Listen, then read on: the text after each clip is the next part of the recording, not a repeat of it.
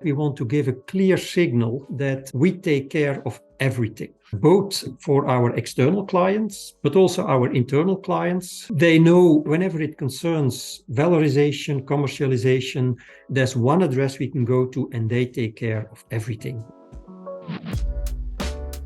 Hello, and welcome to the Research Valorisation podcast series. My name is Sarah Jabber, Director at UIIN, and your host for today. In this week's episode, we speak with Paul van Daan, General Manager of KU Leuven Research and Development Unit, otherwise known as the LRD, about how LRD became a one-stop shop for tech transfer, seamlessly integrating contract research, patenting, licensing, and more. Learn from Paul's experiences as he delves into overcoming challenges, building an innovative culture, and the balance between creating societal impact and generating commercial outcomes. I'm very excited to have our guest speaker, Paul van Daan, the General Manager of KU Leuven Research and Development, or otherwise called the LRD unit. Just a bit of background around Paul. After having held positions at KPMG and a private equity company, he joined KU Leuven Research and Development, where he oversees and coordinates the activities around contract research, patenting, licensing, spin-off creation, and regional development. Welcome, Paul. Really great to have you. Thank you. My pleasure. KU Leuven has been named one of Europe's most innovative universities, and your tech transfer office is really regarded as a pioneer in the field of knowledge and technology transfer. And LRD has been around for 50 years. So maybe to get started, it would be great to hear a bit more about the story of how LRD has evolved, maybe the motivations behind or how it has changed over these years to become this powerhouse of technology transfer and innovation. Well, actually, as you mentioned, our office effectively started 51 years ago by now. Started in 1972, and as all offices, it started very small, 1 or 2 people in 72, which at that point in time, in all honesty, was not so evident in the sense that in the 70s, science was still written in universities and specifically in rather traditional universities as ours with a capital S, and researchers were not supposed to mingle too much with industry or other societal actors. The ivory tower was still very much alive. Still, at that point in time, and this was before my time, our university decided to create an office to reach out to industry. It must have been quite controversial at that point in time. And it took, at least 15, 16 years before something happened. If I take a look at the turnover and the volume at that point in time in the office, it lasted until the mid-80s before you saw that something actually was getting traction. Not very surprisingly, because the main thing you need to have is the right climate and the right openness amongst researchers also. And if you see where we are today, I always think it is a bit unfair also to compare us, who are around already for 50 years, with a lot of other tech transfer offices, because we have been able to send out the message, not only our office, but the university as such, the message that you can combine tech transfer with good science for 50 years already. And that means that creation of a mindset, that creation of a culture, it takes time, 5 decades in our case, and it still is going on. So that point in time, the creation as such was probably a little bit controversial. And if I take a look at the tipping points in the history of our office, there were a couple of other moments that probably are to be labeled under the same category. In the early 90s, it became clear that there were quite some spin-off initiatives, but there were not a lot of VC players. In these days and era, there really was not a lot of capital available. Our university, our then rector, decided to create their own venture fund together with 2 financial institutions. Again, this was a step that at that point in time was regarded upon as, well, what are they doing? They are a university. Should they be creating a venture capital company, a seed capital company? It was done. And what we can see clearly in the number of spin-offs that were created after the start of that fund, called Gemma Fresius Fund, there was a clear tendency that more spin-off companies were created. So that was another probably slightly controversial step that helped. And about 10 years later, another similar step was taken. We saw that a lot of interesting projects were on, I wouldn't say on the shelf, but were very difficult to reach the market for them in drug discovery. So at that point in time, we are talking 2005, 2006, we decided to create a unit called CD3, You could almost describe it as an incubator or a drug discovery engine according to industrial standards, but under the umbrella of the university. At that point in time, again, not a lot of applause. Our Department of Medicinal Chemistry didn't like us because they thought we were going to do head-on competition with them. Pharma companies said, do you know what you're getting into? This is something that you don't know a lot about. Investors shied away. Today, this is a very instrumental tool for us to get things into society. And the majority of the leads we get don't come from our university, but from other, mainly European universities. So sometimes you have to row a bit against the tide. And what also has helped, and this is a system that has grown over time, we like to consider ourselves as a one-stop shop. The various elements of tech transfer, contract and collaborative research, consulting, patenting, licensing, creating spin-offs, etc., we all have that under one and the same umbrella. But not only that, also all the financial arrangements, sending out the invoices, doing the budgeting, etc., is done in our office. And the HR elements for all the people that need to be hired to execute contracts that we conclude with, for example, industry. So if we conclude a contract for joint research with company ABC, and the PI needs to hire 3 additional people for that, these 3 people will be hired through our HR department, and they will be on the payroll of LRD. The reason behind that is that we want to give a clear signal that we take care of everything, both for our external clients, industry, other stakeholders, but also our internal clients, researchers, lab technicians, professors, whatever. They know whenever it concerns valorization, commercialization, there's one address we can go to and they take care of everything. Yeah, we don't have to refer them for, if you have a problem with your invoice, go to the finance department somewhere at the other end of the city. If you have an HR issue, we can refer you to an office 3 blocks down the road. No, we really try to do everything. And I think these are a couple of the elements that really have made a difference in our situation. That's the dream, isn't it? For most universities, having this one-stop shop. Generally, we talk about it from an external perspective, that if an industry partner wants to approach the university, there's really easy access, they know where to go.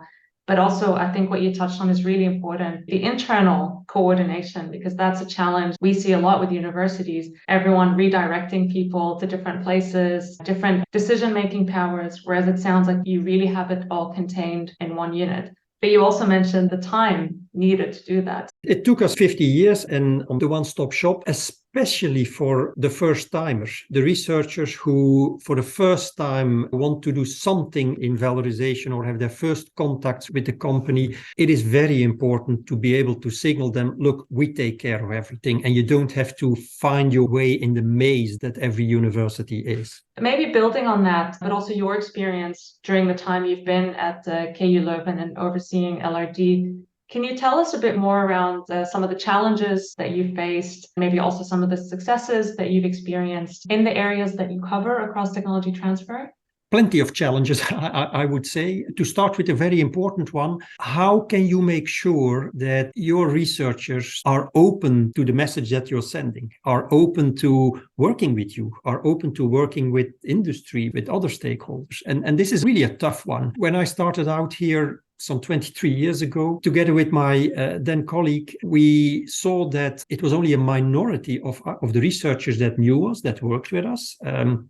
And remember, at that point in time, we were almost 27 years in existence already, but still not the majority of the PIs worked with us. So we said, let's do a roadshow. And during noon, we went to visit a lot of labs, offered some sandwiches, etc., etc.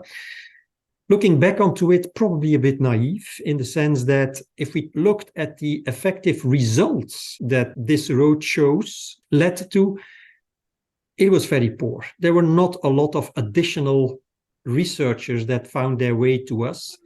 And for me, this was, looking back onto it again, a surprise. But still, the people that we met during these roadshows were what I would call the already converted ones, the people who already worked with us. And the ones that we wanted to target, we didn't see them. Okay. For me, this was a big message in humility also, I would say. The power that you have as a tech transfer office to actually make people become active in commercialization and valorization is relatively limited. There is no hierarchy between the tech transfer office and researchers. So it doesn't help if you wander around with a sandwich panel saying you have to work with industry. So what does help, at least in our experience, are a couple of things. First of all, good service, mouth-to-mouth publicity.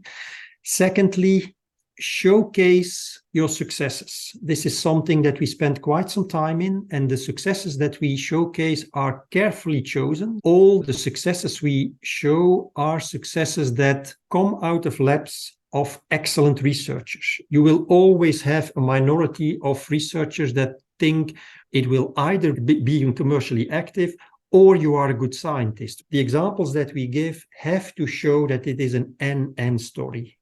And good science and good valorization. It goes hand in hand. Also, but that's probably a little bit more difficult, what is the message that your university management is sending out? In our university, research and education are number one, clearly, even though there is a third legal mission, namely valorization and commercialization. But research and education are on top of the list. But if your upper university management continuously and implicitly sends out the message in speeches of the rector, in publications, etc., that this valorization is something that is important and that is valued, that will be much more important than all kinds of glossy brochures that you will print or all kind of awareness courses, etc. A very simple test that I sometimes use is go to the website of the university and see how long it takes you to find the link to the tech transfer office. Yeah. If you have to browse for 10 minutes before you find something in that area, it may not be a very strong signal that your university is sending out. And this is not an easy one because the university management changes every so many years, but this is something we spend quite some time in making sure that they are aligned, that they know what we are doing, that they endorse it, etc., etc. So if you ask me challenges, that definitely was a main challenge. Today, the vast majority of the researchers works with us, so that is good. The speed of innovation is increasing. The process of creative destructions where new innovations come in the place of an innovation that may only be 1 year old, that pace is growing and growing, I would say. Over the last couple of years, a challenge that really concerns me is the legalization and the over-compliance that we're faced with. The number of NDAs and MTAs that you have to sign these days before you can do anything is a lot. GDPR, patient protection, export control, Nagoya Protocol, I can go on and on. This does not help to move swiftly. And specifically in continental Europe, this is hampering the innovative mindset that we have. So if you talk about current challenges, this is really an important challenge that I see. I wanted to maybe touch on something you said about the academics, the importance of the messaging from leadership, but also showcasing the successes and role models. And then you mentioned that today you actually work with almost a majority of the academics. What else has helped to create that change? Is it more awareness, or have there been changes, for example, in incentives or performance measures? Just wondering if you have something you could pinpoint to what caused the change. Yeah, not the incentives, not the performance measures, not a legal obligation that says that the researcher has to disclose every invention that he or she has made to us. In all honesty, even if it's a legal obligation, even if the incentives are there, because they are there, the vast majority of the researchers doesn't really care. That's not what does the trick. What does the trick is being inspired by other colleagues, being nudged by the university management. What also helps is the one-stop shop concept that I mentioned. Why? Let me give you one example. For most researchers still today, creating a spin-off is something that is not within their reach. This is something far away from their regular life, I would say. But some researchers, or most researchers, or a lot of researchers might have contact with one of our people in the framework of an NDA or an MTA or a small consulting agreement. As of that point in time that they have contact with one of our people, these people bring them into contact with other colleagues. For example, professor, you're talking about an interesting piece of research that you would like to do some consulting on, but there might be an invention in there. Why don't we refer you to, I'll call my colleague of the IP department and he can join our meeting and have a look at it. Yeah. Or a person from the spin-off department. And we don't do roadshows anymore. That's a mistake I won't repeat again. But what we do try to do through this one-stop shop is to have as much interaction with the researchers as possible. And the statistics show that also the majority of, for example, the inventions we get in, they will not get in as a professor calling us and saying, hey, I think I have made an invention. They will kick in through the various contact points we have with them on an almost daily basis, I would say.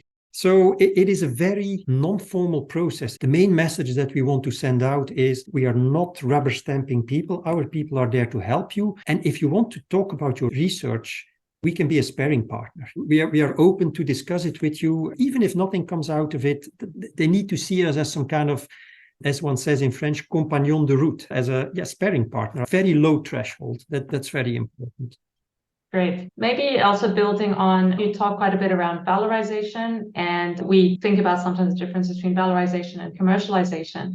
I'd like to understand a bit more, how does LRD balance the mission or the desire to create societal impact while also trying to generate commercial outcomes, protect intellectual property? What has been your experience with that? Yeah. Valorization is not a proper English word. It doesn't exist in English. But I like the word because it adds another layer on top of commercialization, creating value, basically. Our mission is creating societal impact. And in doing so, if we can earn some money, of course, we will take in that money, which then can be reinvested in research, education, etc., etc. In that sequence. So creating impact first, and if we can generate some financial resources in doing so, we are very happy to do so. This is a mission that also our university management endorses, but at the same point in time, the bills need to be paid.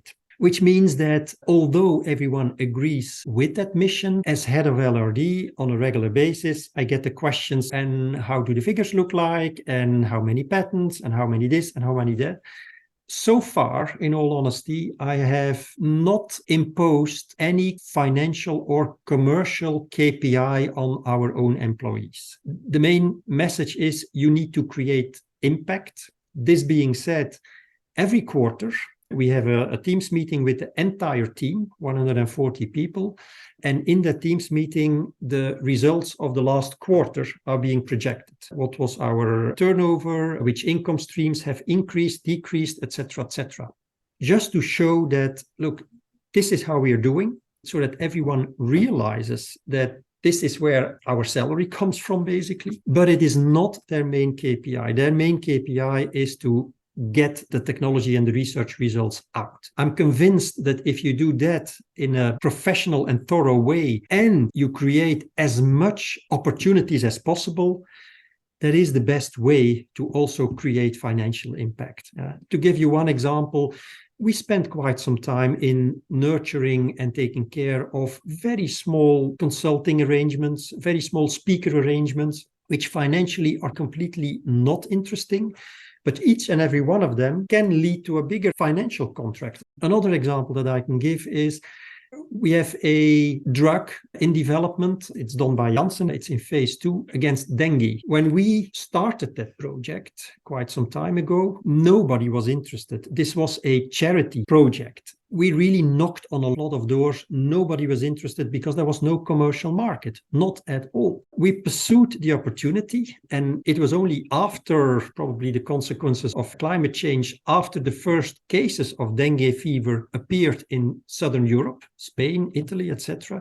At that point in time, it became commercially interesting. Yeah. So it's a nice example of something that started as a 100% charitable project, which at the end of the day, hopefully will generate commercial income also. So it is intertwined as far as I'm concerned. Yeah, and I think this way of thinking or of approaching it also resonates stronger with academics, because they don't come into academia to make money, but they do it to create impact. And if the money comes along, I think that's a great outcome. We have a few minutes left, and I wanted to touch a bit on maybe going back to what we talked around developing or fostering the culture of innovation. And there's a couple of questions from the audience around, does it really take 50 years to reach where you are today? Or is there something they can do to help maybe bring this change about quicker? So keeping that in mind, but also reflecting on your experiences, what advice might you have for other academic institutions who are looking to enhance their collaboration, to create more research translation and develop this culture of innovation and entrepreneurship? First of all, I don't think it has to take 50 years, but remember the mindset in the 70s is not what the mindset in the 90s or today is. So the general cultural atmosphere has definitely changed also. That's but it will take time, no doubt. An element that I did not touch upon, but that has really helped in our environment, and this is a structural one, by the way, that has really helped in our case to foster and encourage innovation. And again, I'm not that arrogant that I'm going to say this is what everyone should do, but it did do the trick here, is we have a system where researchers of different faculties, different departments can team up in some kind of a bottom-up modus and create what you can almost call as some kind of a virtual little company under our umbrella to go together on a certain topic. Let me give you an example. For example, medical imaging. Yeah. If 5 PIs would like to work in medical imaging together from completely different departments, and one from the university hospital, one from physics, one from the electrotechnical department, etc., we create for them some kind of a joint environment where they can hire people together, where they can buy equipment together, where they can generate revenues together, separate from faculties and departments. So it's a very loose, very flexible structure. People can join, people can go, which gives the steering wheel in the hands of the researchers to work together and in an interdisciplinary way on a certain topic. And this has proven to be very instrumental here to create a lot of innovative ideas. It also gives a big, how should I put it, feeling of ownership to the PIs themselves. You can't choose your faculty, you can't choose your department, but this is something of their own. And if they generate some income, it's up to them to decide, shall we buy this lab equipment that we have been dreaming of already for a long time, or shall we hire another lab technician or whoever? They can really pursue their dreams with a minimum of red tape. And that formal tool, if you want, is a big motivation for our researchers, not for the financial aspects, but for the fact that they feel in charge and at liberty to work in a very intense way with whatever colleague they want to. That sounds like a great initiative, and I can definitely see how that would resonate with the academics. Maybe, Paul, before we wrap up, just thinking a bit more around the future of technology transfer, you already touched on a few changes, such as the pace of innovation, the legalization. Someone in the chat referred to the impact of the role of AI and technology transfer. Any final reflections on what does the future bring and how you see LRD responding to it? There are a lot of trends and opportunities when it comes to science as such. AI is everywhere. Microbiome is a very hot thing today, for example. There are also trends and opportunities when it comes to the tech transfer, the way how you do tech transfer. When you create companies, there has been a trend, and still is to a certain extent, of lean startups. Our business plan competition, for example, that we organized for our students 2 or 3 years ago, we made that exclusively open for people with sustainable ideas. And you might think, oh, that limits the input or that limits the influx. We never had more candidates and more projects in than at that point in time. I see a couple of other trends. We will not have the time to elaborate on that, but post-COVID, equitable access has become very important. How can you make sure that everyone has access to medicines? I think the influence and the power of universities in a lot of cases is overrated, but still it's very high on the political agenda. The war in Ukraine has changed a lot in the sense that, for example, the attitude a lot of universities are thinking and contemplating on their role in defense-related research. You can see that a lot of think tanks, etc., are being established. What does really please me is that if I compare that with, say, 15 years ago, today tech transfer as such is pretty high on the agenda of most policymakers. The fact that what we do in our job really is an essential contributor to social welfare and economic welfare is something that nobody needs convincing about today. And I can see that also at the level of PIs over the last 4 to 5 years. And this is something that happened never before. I have talked to quite some professors who were thinking about accepting a position in our university. But before doing so, they wanted to talk to us, the Tech Transfer Office, just to see what will be the service that I will be getting if I want to bring something into society. Yeah. So you can clearly see that both at the level of policymakers, but also at the level of individual professors, tech transfer is more and more on the agenda. And I think it's there to stay. Yes, exactly. I'd really like to thank you for your time, but also your insights and openness. You've shared some really valuable information with us and with the audience. So we really appreciate that. Thank you again, and wish you all a pleasant afternoon or morning, depending where you are. And thank you again, Paul. It was my pleasure, Sarah. Bye now. Thank you for listening to today's discussion. Follow UIIN on LinkedIn, and if you're enjoying our podcasts, make sure to subscribe, rate, and review in your podcast platform of choice to help other people find this content too.